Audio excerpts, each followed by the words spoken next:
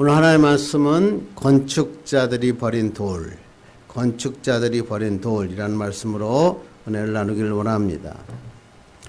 옛날에 이런 얘기가 있습니다. 왕명에 의해서 그날에서 가장 좋은 대리석을 골라서 궁궐을 짓는 건축가가 있었다고 합니다. 이 사람들이 가서 돕는 자가 와서 공공거리 다니면서 끙끙거리면서 돌 하나를 이 건축가에게 갖추어 왔습니다. 그런데 이 건축가가 그걸 보고는 버럭 화를 내면서 이렇게 얘기합니다. 이봐, 지금 우리는 임금님의 궁궐을 짓고 있는 거야. 이게 여기 아름답고 멋진 돌이어야지 이런 돌은 아무에도 쓸데없는 돌이다. 당장 버리도록 해라. 그래서 돌을 지게 지고 왔던 사람들이 절벽이 보이는 곳에 던지고 내동댕이 쳤습니다. 그런데 지나가던 사람이 그 돌을 보고는 그 절벽 위에 간신히 덜려있는 돌을 보고는 야, 이건 훌륭한 산에 있는 돌이구나. 이렇게 좋은 돌을 버리다니. 이 돌을 주춧돌로 삼아서 언젠가 나도 임금님을 모실 수 있는 왕의 처소를 지어야겠다라고 생각하면서 여러 해 동안 사람을 모으고 이 돌을 주춧돌로 해서 집을 지었습니다. 몇 년이 지났습니다. 왕은 자기의 궁궐을 찾아갔습니다. 그래서 그 건축가가 보여준 궁궐을 봤더니 너무나 화려했고 빛나는 대리석으로 가득 지어져 있었습니다. 임금님은 너무 기분이 좋았습니다. 아주 흡족한 표정을 지었습니다. 그런데 그 표정이 오래가지 못했습니다. 왜냐하면 돌아가다 보니까 미세하지만 이 한쪽으로 그 기둥이 기울고 있는 것을 보았기 때문입니다. 임금은 이렇게 얘기합니다. 이 궁궐은 언제 무너질지 모르겠어서 내가 궁궐로 사용할 수 없다라고 말하면서 실망한 표정을 짓고 국내로 돌아왔습니다. 그러던 오늘 한 신하가 임금님에게 가서 제가 그 산에 있는 한 집을 보여주고 싶다고 하면서 그 임금을 모시고 갔습니다. 그래서 그 집을 봤더니 화려하지는 않았습니다. 그런데 그 집은 굉장히 견고해 보였고 주변의 경관과도 잘 조화를 이루어 있는 멋진 집이었습니다. 주춧돌과 기둥을 모았는데 어떤 바람이 불어도 비가 내려도 끄떡이지 않고 무너지지 않을 정도로 튼튼한 모습을 갖추고 있었습니다. 그래서 임금은 이 집주인에게 이렇게 얘기합니다. 어떻게 이렇게 아름다운 집을 지을 수 있었냐? 그러자 집주인은 얘기합니다. 자기가 하루는 지나가는데 절벽에 한 멋진 돌이 있어서 그 돌을 발견하고는 나중에 나도 임금님이 오시면 머물 수 있는 집을 마련하고 싶다 생각해서 직접 설계하고 집을 지었습니다. 그래서 이 돌로 지은 이 주춧돌로 한 집은 너무나 아름답고 튼튼합니다. 임금님은 너무나 그 집이 마음에 들었고 그 집 주인을 포상하고 그 집을 임금님이 거하는 집으로 삼았다라고 하는 이야기입니다. 여러분이 많이 알고 있죠? 주춧돌이라고 하는 게 뭡니까?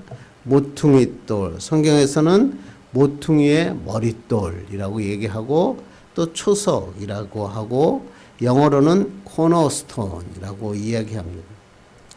이 돌은 건축을 하기 위해서 기초 구조물의 모퉁이 가장 아래에 우리로 얘기하면 주춧돌이라고 하는 돌입니다. 이 돌을 먼저 세워놓고 그 다음에 이 돌을 중심으로 해서 다른 기둥들을 배치하고 거기를 조적해서 돌을 쌓아서 거기서 건물을 짓는 것이 유대인의 풍습이었습니다. 그러므로 이 모퉁이의 머릿돌, 이 주춧돌이 어떤 돌이냐, 그리고 이 돌을 어디다 놓느냐에 따라서 그 건축이 결정된다. 그래서 우리가 여러분 알다시피 지금 이렇게 그 모퉁이의 머릿돌은 이렇게 모든 것을 쌓는데 기초가 되는 것이 모퉁이의 머릿돌이라고 합니다. 우리 인생도 마찬가지죠. 우리가 내 인생을 살아갈 때에 우리의 주춧돌, 모퉁이의 머릿돌을 무엇으로 삼고 그 다음에 어디다가 두느냐에 따라서 완전히 인생은 바뀝니다. 세상 사람들은 세상적인 복, 많은 물질, 땅의 명예, 뭐 이런 것들을 모퉁이의 머릿돌로 삼습니다. 이런 것들을 가지고 쫓아다닙니다. 그런데 그의 삶을 가만히 보니까 잠시 동안은 대리석처럼 화려하게 보이고 빛나는 것 같지만 바람이 불고 고난이 오고 여러 가지 환란이 찾아오면 그 인생은 무너지고 맙니다. 우리가 매일 보는 게 그렇지 않습니까? 화려한 인생을 살던 연예인, 화려한 인생을 사는 사업가들, 정치가들이 하루아침에 다 무너지는 것입니다. 그러나 우리 그리스도인은 예수 그리스도를 모퉁이의 머릿돌로 삼고 그 모퉁이의 믿음의 삶을 이어져 살아갈 때에 우리는 축복의 삶을 살 수 있고 영원한 생명을 얻으며 나갈 수 있다고 하는 것입니다. 그렇다면 예수 그리스도를 버리고 세상의 것들을 모퉁이의 머릿돌로 삼고 사는 사람들은 어떤 사람들입니까? 그리고 이 사람들의 마지막은 어떻게 됩니까? 오늘 본문이 그 말씀입니다. 오늘 본문이 예수 그리스도를 버리고 세상의 것을 모퉁이돌로 삼아 살던 사람들의 이야기입니다. 우리 본문은 아마 교회 다니시는 분 너무나 잘 아는 우리가 소위 악한 포도원 농부의 비유라고 이야기하고 있습니다. 이 비유는 공관복음에 전부 다 기록되어 있고 중요한 것은 이 비유가 예수님께서 고난주간에 십자가의 죽으심을 바로 앞두고 하신 하나님의 말씀이다. 이게 굉장히 중요한 말씀입니다. 예수님께서는 무엇인가 특별한 말씀을 하시기 위해서 모든 사람이 알아들을 수 있도록 오늘 포도원의 비유로 말씀하시고 있는 것입니다. 1절 보겠습니다. 시작. 예수께서 비유로 그들에게 말씀하시되 한 사람이 포도원을 만들어 산 울타리로 두르고 집자는 틀을 만들고 망대를 지어서 농부들에게 새로 주고 타국에 갔더니 한 주인이 포도원을 만들고 산 울타리를 두르고 집자는 틀을 만들고 망대를 지었다. 산 울타리는 뭐죠? 여우와 멧돼지 같은 들짐승으로부터 포도원을 보호하는 것입니다. 그리고 또 포도나무 가지들이 남의 땅으로 넘어가는 것을 막기 위해서 울타리를 짓습니다.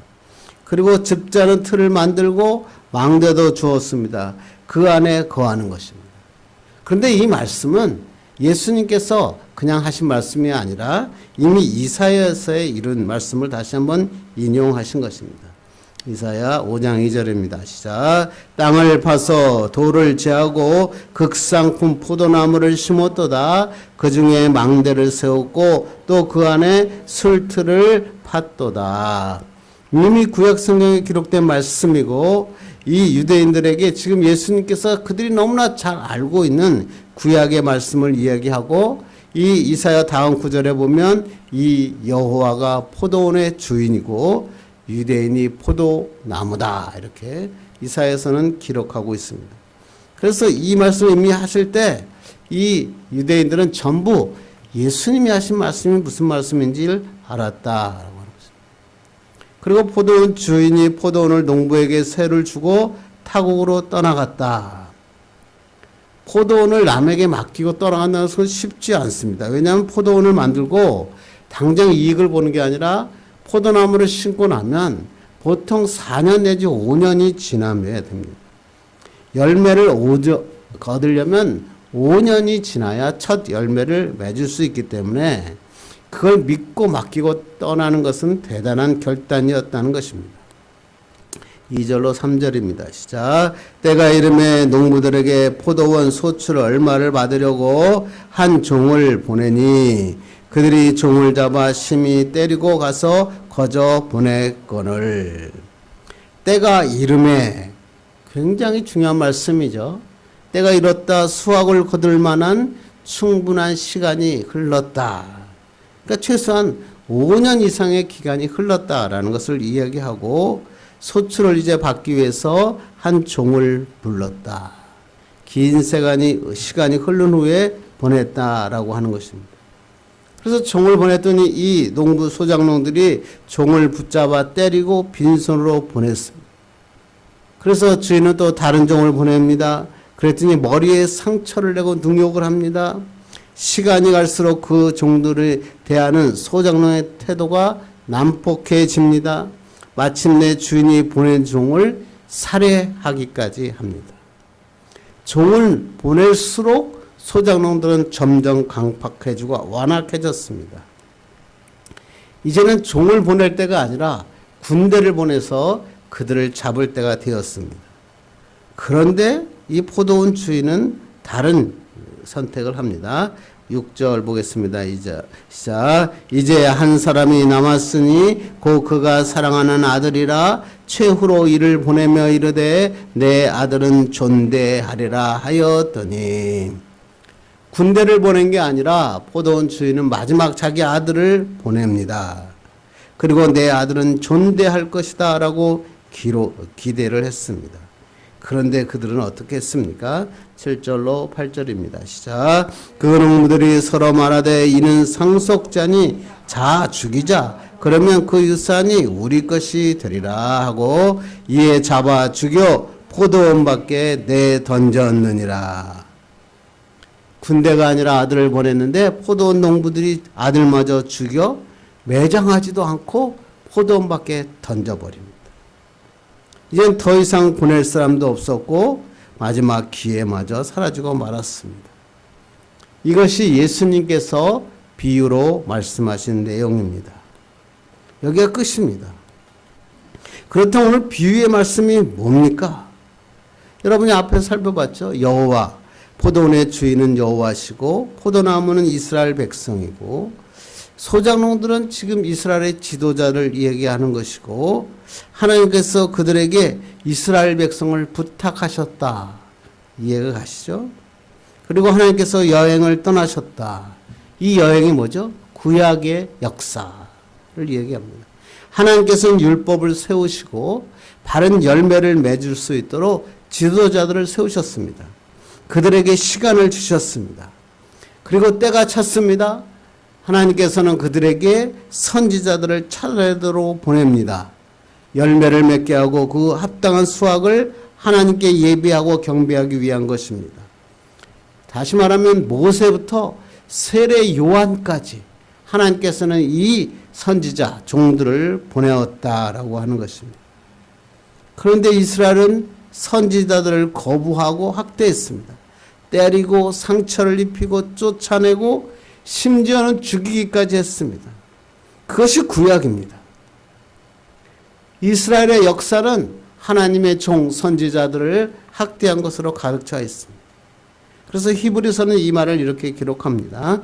히브리서 11장 37절입니다. 시작. 돌로 치는 것과 톱으로 켜는 것과 시험과 칼로 죽임을 당하고 양과 염소의 가죽을 입고 유리하여 궁핍과 환난과 학대를 받았으니.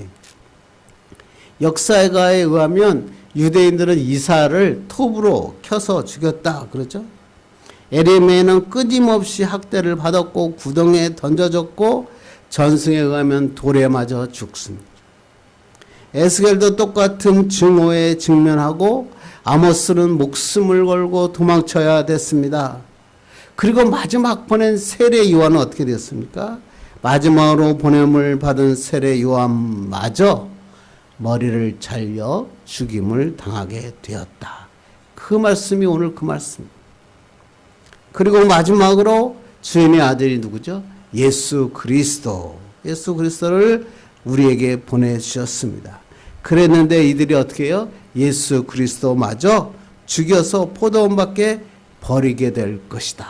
이게 바로 오늘 비유죠. 이것이 예수님의 비유였습니다. 예수 그리스도의 죽음으로 비유로 말씀하신 것입니다. 그리고 이 비유는 끝이 납니다. 많은 그리스도인들이 이 비유를 읽습니다. 그런데 이 비유를 통해 예수님께서 하신 말씀이 무엇인지 깨닫는 자가 특히 적습니다. 여러분은 어떻습니까? 지도자들과 유대인들에게 너가 여태껏 이런 잘못을 알지 않느냐? 이 잘못을 깨닫고 회개하라. 내가 너에게 마지막 기회를 주겠다. 그렇게 예수님께서 오늘 비유로 말씀하신 것입니까? 그래서 많은 사람들의 설교를 가만히 보면 마지막 기회 뭐 이런 식으로 설교를 하시는 분들이 많이 있습니다. 이 비유에 정작 예수님께서 하시고자 하신 말씀이 무엇인지를 깨닫지 못한 것입니다. 그러나 오늘 비유는 지도자들의 잘못을 회개하고 빨리 돌아서서 하나님 앞으로 나와라, 그렇게 요구하신 것이 아닙니다. 오늘 예수님께서 이것을 비유로 말씀하신 것은 예수님께서 오늘 아들처럼 죽임을 당하여 포도원 밖에 버려질 것이다. 예수님의 십자가의 죽으심에 대해서 비유로 말씀하신 것입니다. 그러나 이 십자가에 죽으신 예수님은 부활하셔서 하나님의 나라를 완성할 것이다 라고 그 다음에 바로 예수님이 이 비유에 대해서 설명하고 계신 것입니다. 그래서 한번 우리가 알고 있는 말씀이지만 이 비유를 통해서 진짜 예수님께서 어떤 말씀을 하시고 싶으셨는지 그것을 깨닫고 의뢰받는 귀한 시간 되기를 간절히 바랍니다. 첫 번째, 이 악한 포도원 농부의 비유는 뭐냐면 예수님께서 십자가에 죽으실 것이다. 그리고 그들에겐 심판이 있을 것이다 라고 하시는 첫 번째 하나님의 십자가의 죽으심에 대한 메시지였다라고 하는 것입니다. 다시 한번 7절 보겠습니다. 시작. 그 농부들이 서로 말하되 이는 상속자니 자 죽이자. 그러면 그 유산이 우리 것이 되리라 하고. 악한 포도원의 농부들은 아들마저 죽였습니다. 아들을 죽인 이유가 뭐예요? 아들을 죽이면 유산이 자기 것이 될 것이다 라고 생각했기 때문입니다. 아들은 종이 아니었습니다. 포도원 주인의 상속자였고 모든 권리를 가진 분이었습니다. 그렇기 때문에 그 아들을 존귀하고 존대해야 됐습니다. 그러나 그들은 그를 죽이고 우리가 모든 것을 가져가자라고 이야기합니다. 우리가 한번 권력을 얻어보자, 명성을 얻어보자, 종교를 얻어보자, 사람들에게 칭찬을 받아보자, 그리고 세상 사람들을 한번 통제해보자 라고 생각한 것입니다. 이를 위해서는 우리가 그 아들을 제거해야 되고 그 다음에 유대교의 권력을 우리가 상속받아야 되겠다라고 한 것입니다. 그래서 아들을 죽였습니다. 예수 그리스도를 십자가에 너희들이 매달아 죽게 할 것이다 라고 예수님은 그들에게 말씀하신 것입니다. 그들은 예수님께서 자신들의 권력과 명성, 지배력에 위협이 되기 때문에 예수 그리스도의 죽음을 계획해 왔습니다. 그리고 그들은 지금 조상과 선조들이 그 선지자들에게 행했던 것과 똑같은 일을 행하게 될 것이다 라고 이야기한 것입니다. 그리고 오늘 성경은 참 그러죠. 그들은 아들을 죽였을 뿐만 아니라 포도원 밖에 버렸다. 그건 뭐예요? 하나님의 사람 이스라엘이 포도원 이스라엘의 사람들이 예수님을 거부했다라고 하는 사실을 얘기합니다. 그리고 이렇게 얘기합니다. 왕국은 이제 우리의 것이 되었고 이제 그 유업이 우리의 것이 되겠다라고 그들은 외치게 될 것이라고 하는 것입니다. 그러니까 예수님께서 이 비유를 말씀하신 다음에 그 다음에 결론을 말씀하시죠. 9절 보겠습니다. 시작. 포도원 주인이 어떻게 하겠느냐 하여 그 농부들 와서 그 농부들을 진멸하고 포도원을 다른 사람들에게 주리라. 예수님께서 비유로 포도원 농부들에 대한 악한 농부들의 이야기하고 난 다음에 그 다음에 갑자기 그들에게 이렇게 묻습니다. 포도원 주인이 어떻게 하겠느냐. 뭐 다른 성경에는 여러 가지 이야기가 있지만 오늘은 바로 예수님께서 다시 얘기합니다. 농부들을 진멸하고 다른 사람들에게 줄 것이다. 예수님을 죽인 자, 아들을 죽인 자들을 어떻게 한다고요? 진멸하겠다. 포도원을 다른 사람에게 넘겨주겠다. 누가복음은 똑같은 말씀을 이렇게 기록합니다. 누가복음 보겠습니다. 시작. 무릇 이 돌 위에 떨어지는 자는 깨어지겠고 이 돌이 사람 위에 떨어지면 그를 가루로 만들어 흩으리라 하시니라. 예수 그리스도를 죽이고 끝까지 거부하는 자는 깨어지겠고 가루가 되어 흩어질 것이다. 예수 그리스도가 어떻게 해요? 심판하실 것이다. 말씀하신 것입니다. 결국 이러한 심판 예언은 실제로 현실이 됩니다. 수백 년이 지난 후 거짓 악한 종교자들, 그들은 모든 사람들을 심판하셨어요. AD 20년, 서기 70년에 로마인들이 와가지고 수십만 명의 유대인을 학살합니다. 성전을 완전히 무너뜨립니다. 돌덩이 하나도 남지 않습니다.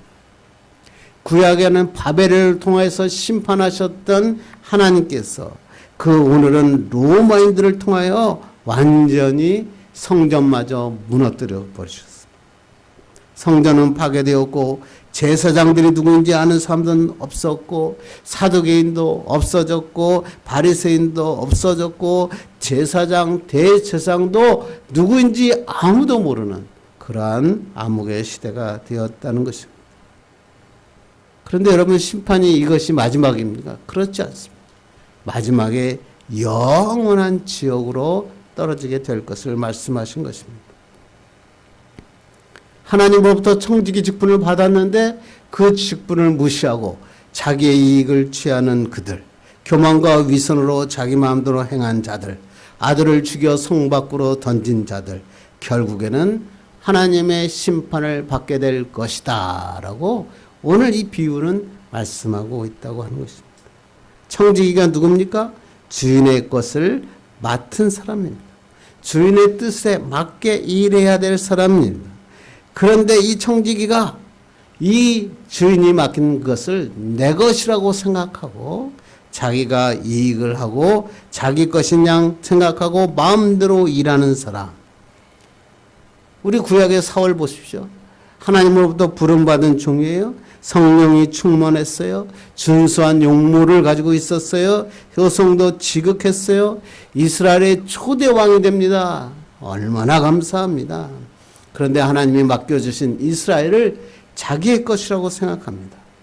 그러다가 인생은 비참하게 살게 되고 전쟁터에서 세 아들을 잃고 자신도 자살하고 맙니다.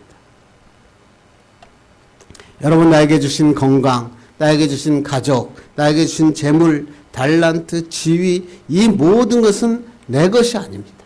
하나님이 나에게 맡겨주신 것입니다. 우리 이것을 가지고 최선을 다해 하나님이 원하는 열매를 맺어야 되는 것입니다. 우리가 잘 아는 록펠러 아시죠? 가난한 집에서 태어났습니다. 그 친구의 권유로 광산업을 시작했는데 사기를 당합니다. 독촉에 시달립니다. 자살을 하려고 했습니다. 그러나 그는 하나님의 말씀에 의존하여 다시 일어납니다. 그가 성공하고 미국의 석유의 90%를 차지했는데 만족하지 못합니다. 그래서 록펠러는 노동자를 막 심하게 착취하고, 그렇게 착취하고 집에 들어가면 노이로제와 소화불량과 무력감과 악몽으로 그 의사에게 합니다. 의사는 죽음을 준비하라 할 정도로 록펠러는 거의 죽음의 직전에 옵니다. 그러나 기도하는 중에 하나님은 그를 일으키십니다. 그리고 그에게 더 팔아. 그래서 하나님의 음성을 듣고 팠더니 거기서 석유가 튀어나옵니다. 질병에서 치유받습니다. 그리고 이는 완전 인생을 바꿉니다. 나는 이제 하나님을 위해, 하나님의 사람들을 위해 인생을 바치겠다라고 얘기합니다. 그래서 그는 100만 평이 넘는 대학, 12개의 대학을 건립하고 일평생 참 4,928개의 교회를 개척하여 하나님께 드렸습니다. 그렇게 하면서도 그 어느 곳에도 록펠러라고 하는 이름을 담지 못하도록 했습니다. 왜냐하면 이 모든 것은 하나님이 주신 것이므로 나의 이름을 남기지 말라라고 하는 것입니다.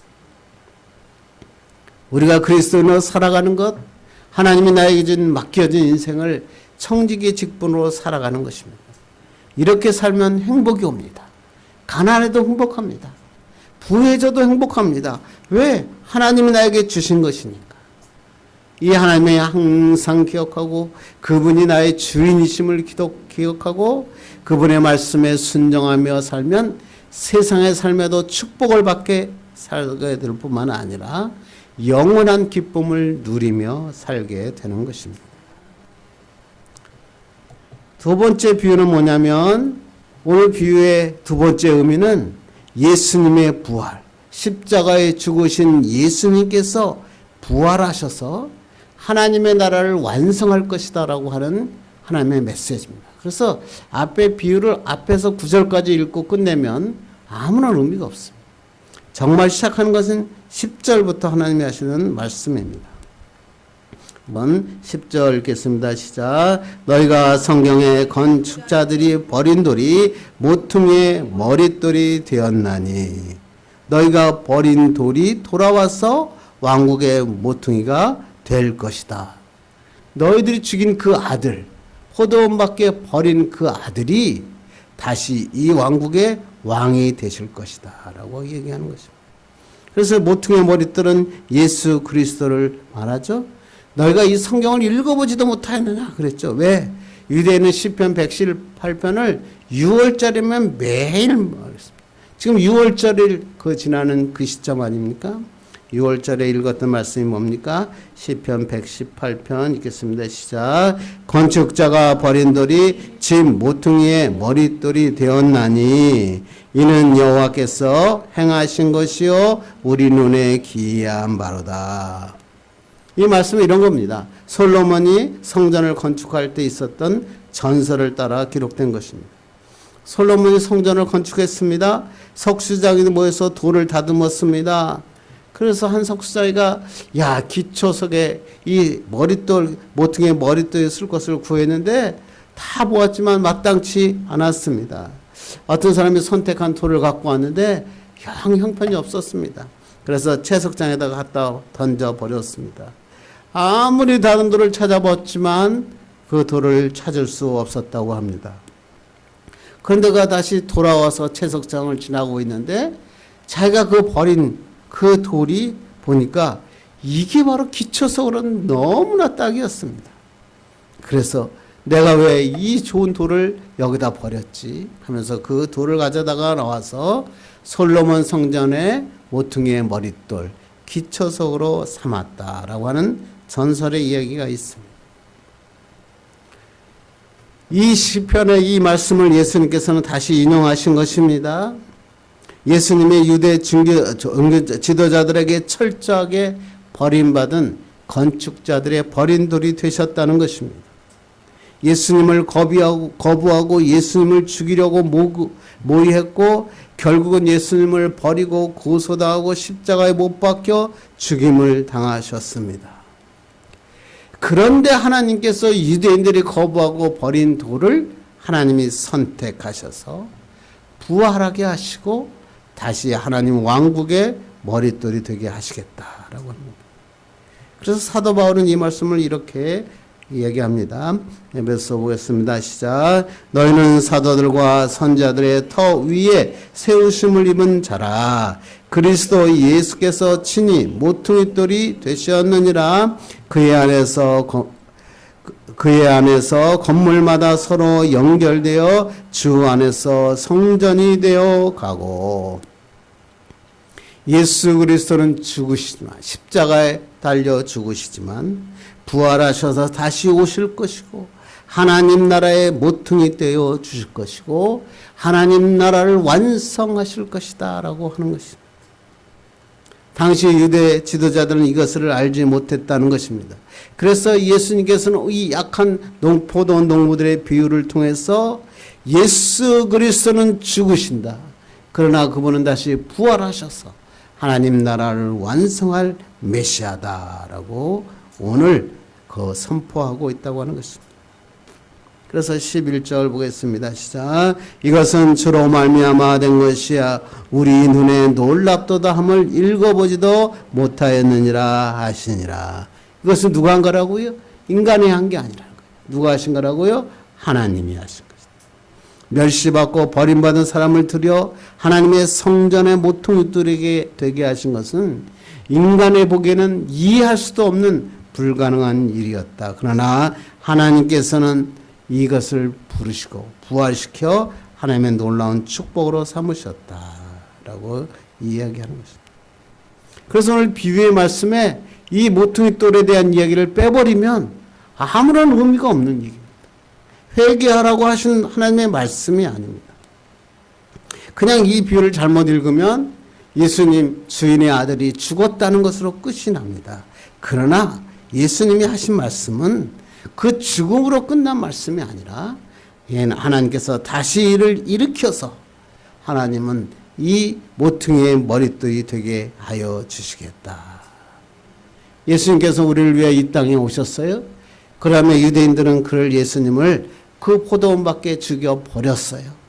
그러나 하나님께서는 그를 다시 일으켜 부활하셔서 모퉁이 돌이 되게 하여 주시고 그분 안에서 지어져가는 하나님의 성도가 되게 하셨다. 이렇게 이야기하시는 것입니다. 여러분도 어떤 사람이 되어야 됩니까? 세상적으로 보면 연약하고 힘도 없고 돈도 없고 재능도 없고 버림받은 사람일 수도 있죠. 그러나 하나님께서 뭐라고 하셨어요? 고린도전서에 세상의 약한 것들을 택하사 강한 것들을 부끄럽게 하시는 분이시다. 연약하고 약한 자를 하나님은 강하게 세우시는 분이라는 것입니다. 여러분 성경을 보세요. 모세 보세요. 성격이 불같았어요. 사람을 그냥 죽이잖아요. 외석 콤플렉스에 걸린 기드온이 있죠. 치명적인 도덕적 결함을 가지고 있는 다윗이 있죠. 세상적으로 보면 다 버려진 돌일 수 있어요. 그러나 하나님은 그들을 쓰셔서 이스라엘을 구원하고 이스라엘의 왕으로 삼으셨다는 것입니다. 그렇습니다. 우리가 하나님 나라의 큰 일꾼 되는 것은 내 형편, 내 능력이 아니라 하나님께서 들어 쓰시는 것입니다. 이렇게 할 때 하나님은 축복하시고 하나님의 성전을 세우시고 이어져 가게 하시는 분이십니다. 이제 말씀을 맺으려고 합니다. 여러분 많이 들었던 이야기를 하나 하겠습니다. 세계에서 가장 높은 히말리아 산맥 깊은 골짜기에 할단새라고 하는 새, 전설의 새가 있었다고 합니다. 이 새는 밤에만 운다. 그래서 우리나라 말로는 야명조다라고 불렀다고 합니다. 할단새는 둥지도 없이 이 나무 저 나무를 옮겨다니면서 살아갑니다. 그리고 매섭고 혹독한 밤이 되면 추위에 떨면서 고통의 시간을 보냅니다. 때로는 다른 새들의 둥지를 기웃거려 보지만 어떤 새도 그에게 자리를 내주지 않습니다. 목이 터져라고 막 웁니다. 춥다고. 그러면서 이렇게 얘기합니다. 내일은 반드시 둥지를 지어야지. 내일은 반드시 둥지를 지어야지. 그러면서 울며 산을 떠돌아다닌다고 합니다. 그런데 아침이 딱 되고 따스한 햇볕이 드는 아침이 되면 이 할단새는 지난밤에 그 울며 결단했던 그 소리를 다 잊어버리고 즐겁게 놀면서 하루를 다 보내고 맙니다. 그러다 다시 밤이 되어 혹독한 추위가 찾아오면 또 옵니다. 나이가 있을 곳이 없다라고 하면서 내가 다시 그것을 지어야겠다고 결단하고 되풀이하면서 울고 살아갑니다. 그러나 결국 그 후에 그 다짐은 수없이 되풀이만 하다가 결국은 둥지를 짓지 못하고 멸종에 이르렀다고 합니다. 그래서 이 새가 바로 전설의 새가 되었다고 말합니다.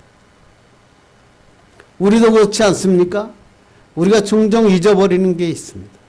누가 세상을 창조하셨는가? 이 세상의 주인은 누구이신가? 그리고 나의 주인은 누구인가 하는 것입니다. 그리고 세상 사람들은 심판의 날에서 얘기하지만 심판은 오지 않을 것이라고 이야기합니다. 그러나 우리가 잊어버리지 마셔야 됩니다. 모든 것의 주인은 하나님이십니다. 그리고 하나님은 나를 들어서 하나님의 일을 이루시기를 원하십니다. 예수 그리스도를 나 때문에 보내셔서 하나님은 나를 선택하셨고 하나님의 나라를 완성하기를 원하십니다. 그러므로 우리 이 사실을 잊지 말고 예수 그리스도의 십자가, 예수 그리스도의 부활, 그리고 하나님의 들어쓰시는 축복의 사람 되기를 주님의 이름으로 축복합니다. 기도하겠습니다. 하나님 감사합니다.